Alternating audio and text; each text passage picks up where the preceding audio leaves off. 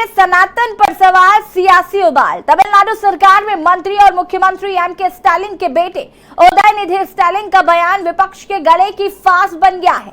सनातन धर्म को लेकर दिए गए बयान से हंगामा खड़ा हो गया। दरअसल उदयनिधि ने एक सभा को संबोधित करते हुए सनातन धर्म की तुलना मलेरिया और डेंगू से कर दी। उदयनिधि के इस बयान की आलोचना की जा रही, देखिए रिपोर्ट।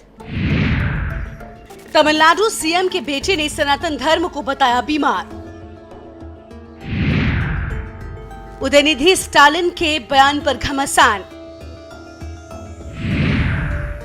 कांग्रेस का बयान से किनारा। बीजेपी का बयान के जरिए इंडिया गठबंधन के खिलाफ मोर्चा।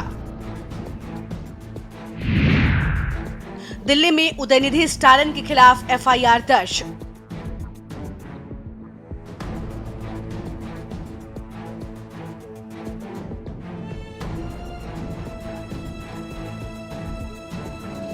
तमिलनाडु सरकार में मंत्री और मुख्यमंत्री एम.के. स्टालिन के बेटे उदयनिधि स्टालिन के सनातन धर्म को लेकर दिए गए बयान से हंगामा मचा हुआ है।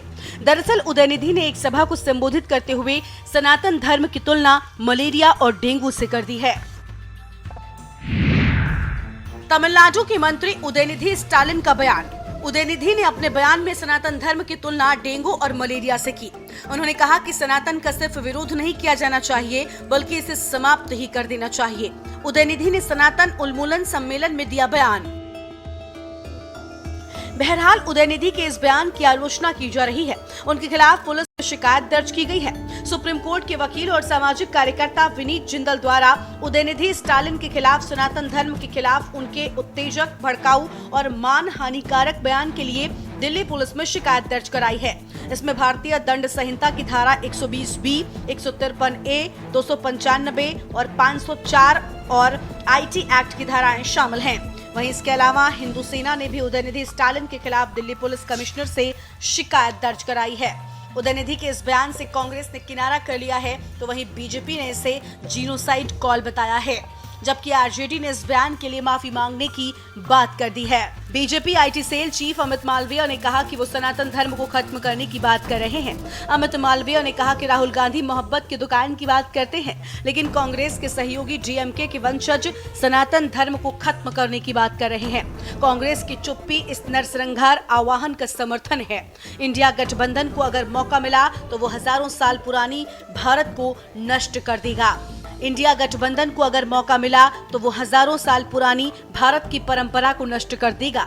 जबकि बीजेपी प्रवक्ता शहजाद पूनावाला ने कहा कि इंडिया गठबंधन का विरोध भारत विरोधी और हिंदू विरोधी चेहरा उजागर हो चुका है। जिस प्रकार डीएमके नेता उदयनिधि स्टालिन कहते हैं कि न केवल सनातन का विरोध करते हैं, बल्कि उसकी तुलना बीमारियों से करते हैं और उसे निस्तनाबूत यानी खत्म करने की बात करते हैं। मतलब जिस धर्म में 80% लोगों की मान्यता है उसे ही खत्म करना है, उसमें आस्था रखने वाले लोगों को खत्म करना है। ये बात जब वो कहते हैं और इसका समर्थन कांग्रेस के कार्ति चिदम्बरम करते हैं, क्या यही मोहब्बत की दुकान है राहुल गांधी की? ये कोई हैरानी की बात नहीं है कि क्या उद्धव ठाकरे हमें बताएंगे क्या वो इन सब बातों से सहमत हैं? मोहब्बत की दुकान नहीं, नफरत के भाईजान हैं। For the extermination and termination of that faith which 80% of the people have astha in. Uddhav Thackeray ji, you talk about being a big champion of the Hindutva cause, but your own allies, right from abusing Hindutva, right from threatening Hindus, right from calling for the extermination of Sanatan Dharma, right from calling Hindu Dharma as a dhoka, they have made all kinds of choicest abuses against Hindu religion, Hindu faith and its believers only for vote bank politics. Yet Uddhav Thackeray ji has not a word to say. This is their true face. Rahul Gandhi claims to be a Janyudhari Hindu, a true Shiv Bhakt. But Rahul Gandhi is absolutely silent, because for Rahul Gandhi, it is not about मोहब्बत की दुकान, it is only about vote bank की दुकान। हिंदू और सनातन को दो गाली ताकि मिले वोट बैंक की ताली। This is the motto of his नफरत के मेगा मॉल एंड नफरत की मेगा स्टोर। आज मुझे बड़ी हंसी आ रही है। कुछ लोग हिंदुस्तान के अंदर सनातन को खत्म करने की बात कर रहे हैं। मुझे बड़ा अफसोस हो रहा है। वो लोग कर रहे हैं जो लोग आटे में बिक जाते हैं, एक बोरी चावल में बिक जाते हैं, जिनका कोई दीन ईमान नहीं होता। सनातन के लिए आज बात करें, सनातन को खत्म करना है। जिसका आदि है ना अंत है, जो सबसे पुरातन है और नित नया नूतन है, वही तो सनातन है। जब तक ये सृष्टि रहेगी तब तक मेरा सनातन रहेगा। मुझे गर्व है कि मैं सनातनी हूँ और जब तक जिंदा हूँ तब तक सनातन की रक्षा करती रहूंगी। और हिंदुस्तान के अंदर इन गद्दारों की जल्दी से जल्दी गिरफ्तारी होनी चाहिए और इन पर कड़ी से कड़ी कार्रवाई होनी चाहिए। वहीं राम जन्मभूमि के प्रमुख पुजारी आचार्य सत्येंद्र दास ने कहा, सनातन धर्म को किसी भी कीमत पर खत्म नहीं किया जा सकता। ये धर्म सदियों से चला आ रहा है और सदियों तक चलता रहेगा। उदयनिधि को सनातन का असल मतलब नहीं पता है। वो जो भी कह रहे हैं वो बिल्कुल गलत है। अमित मालवीय के सोशल मीडिया पोस्ट के बाद उदयनिधि स्टालिन ने उन्हें जवाब देते हुए कहा कि उन्होंने कभी भी सनातन धर्म को मानने वाले अनुयायियों के नरसंहार का आह्वान नहीं किया। हालांकि उदयनिधि अपने बयान पर कायम है। उन्होंने दोबारा जोर देकर कहा, मैं हाशिए पर पड़े समुदायों की तरफ से बोल रहा हूं जो सनातन धर्म के कारण पीड़ित हैं।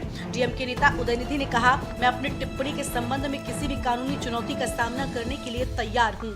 डीएमके सरकार एमके स्टालिन के नेतृत्व में सामाजिक न्याय को बनाए रखने और समतावादी समाज की स्थापना करने के लिए संघर्ष करती रहेगी। इस तरह की भगवा धमकियों से डरेंगे नहीं। हम पेरियार, अन्ना और कैलगनार के अनुयायी हैं और सामाजिक न्याय को बनाए रखने के लिए हमेशा लड़ते रहेंगे। बता दें कि उदयनिधि स्टालिन पहले भी विवादों में रह चुके हैं। वो हिंदी भाषा के खिलाफ भी कई बार बयान दे चुके हैं। हाल ही में उन्होंने सुषमा स्वराज और अरुण जेटली की मौत का जिम्मेदार प्रधानमंत्री मोदी को ठहराया था। उन्होंने कहा था कि दोनों की मौत पीएम मोदी के टॉर्चर के चलते हुई। स्पेशल डेस्क के न्यूज इंडिया।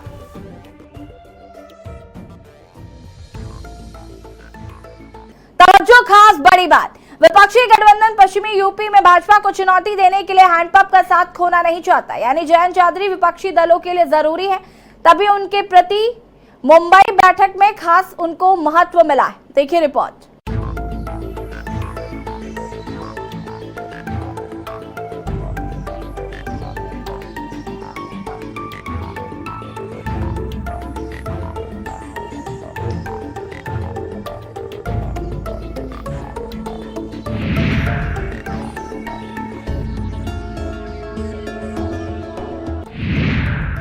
जयंत का वोट बैंक, जैन की ताकत, जाट और मुसलमान।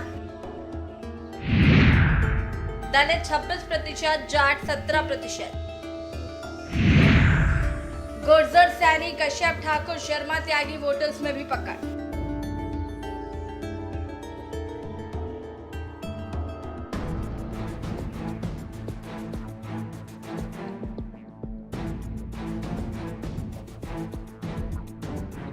दिल्ली फतेह का रास्ता यूपी से गुजरता है। यूपी की 80 लोकसभा सीटों में पश्चिमी यूपी की 12 सीटें बेहद अहम हैं। जाट के साथ बाहुल्य इन सीटों पर प्रभाव रखने वाली रालोद पर इन दोनों हर दल की निगाहें हैं। रालोद मुखिया की एनडीए से दोस्ती करने की चर्चाएं सुर्खियों में रही। तभी विपक्षी एकता गठबंधन की बैठक में शामिल होकर जयंत उन तमाम चर्चाओं पर ब्रेक लगा दिया। बहरहाल अब इंडिया की कमेटियों में रालोद को खासा तवज्जो देते हुए पार्टी के 3 चेहरों को स्थान मिलना इशारा है कि विपक्षी गठबंधन पश्चिमी यूपी में भाजपा को चुनौती देने के लिए हैंडपंप का साथ खोना नहीं चाहता। यह जो घमंडिया गठबंधन है, इसके 6 दलों के प्रधानमंत्री पद के उम्मीदवार मैदान में आ चुके हैं। 22 दलों के अभी आना बाकी है। मैं यह मानता हूं कि देश की जनता यह जानती है कि माननीय नरेंद्र मोदी जी के नेतृत्व में हिंदुस्तान ने एक विकास का नया कीर्तिमान स्थापित किया है। देश की जनता का विश्वास और भरोसा माननीय नरेंद्र मोदी जी के नेतृत्व पर है, भारतीय जनता पार्टी पर है। विपक्ष की व्याकुलता केवल सत्ता में पहुंचने को लेकर के है कि कैसे सत्ता में पहुंचे, कैसे जो भ्रष्टाचार किए हैं, जो पाप किए हैं, जो जिसकी जांच हो रही है, जिसमें कानूनी प्रक्रिया के अंतर्गत कार्रवाई हो रही, उससे कैसे बचा जाए।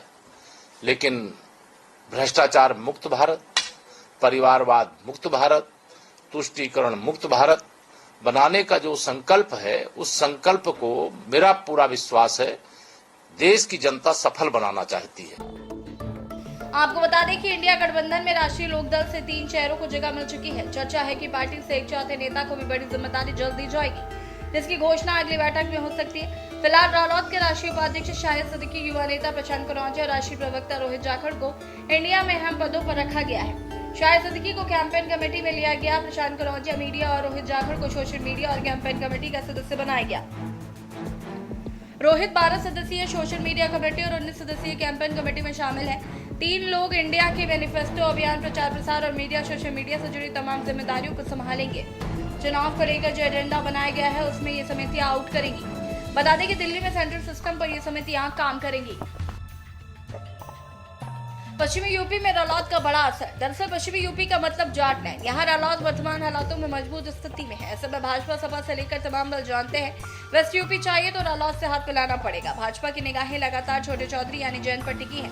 2022 चुनाव में रालोद ने सपा से हाथ मिलाकर भाजपा को बड़ी चुनौती दी थी, जो आज भी भाजपा के लिए चिंतन का विषय है। खतौली उपचुनाव में भी भाजपा को सीट गंवानी पड़ी। निकाय चुनाव में भी सपा रालोद गठबंधन ने खुलकर बैठेंगी। अब चुनाव की सरगर्मियां तेज होंगी, लोगों को घेरने की पूरे प्रयास सरकार करेगी।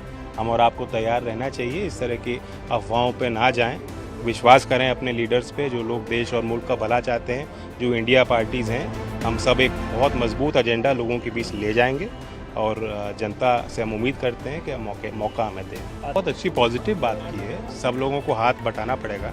मैं मणिपुर गया हूँ, मैंने देखा है 2 कम्युनिटीज़ में इस तरह से अविश्वास पैदा हो गया। तो पहले तो कॉन्फिडेंस बिल्डिंग मेजर होना चाहिए। एक खाई सी पैदा हो गई दोनों समाजों में।